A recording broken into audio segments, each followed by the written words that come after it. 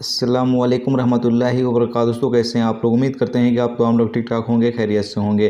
दोस्तों आज हम आप लोगों से एक रिक्वेस्ट करना चाहते हैं, अपील करना चाहते हैं कि आप तमाम दोस्त जो है वो ओमान में मौजूद जितने भी लोग हैं सभी लोगों के लिए दुआ करें कि अल्लाह तमाम लोगों की जो है वो हिफाजत करें, क्योंकि जो साहिन तूफ़ान ओमान में आया हुआ है काफ़ी लोगों की जानें ले चुका है, जबकि अभी भी जो इसका कहर है वो जारी है और अभी भी जो लोग हैं वो काफ़ी ज़्यादा इस तूफ़ान से परेशान हाल हैं। इसकी कुछ वीडियो क्लिप भी है जो मैं आगे आप लोगों के साथ जो है वो शेयर कर दूंगा। लेकिन यहाँ पर आप तमाम दोस्तों से रिक्वेस्ट है कि प्लीज़ तमाम लोग जो इस वक्त ओमान के अंदर मौजूद हैं, चाहे वो ओमानी सिटीज़न हो या फिर जो गैर मुल्की मौजूद हैं, तमाम लोगों के लिए जो है वो दुआ करें कि अल्लाह तमाम लोगों की हिफाजत करे। आमीन।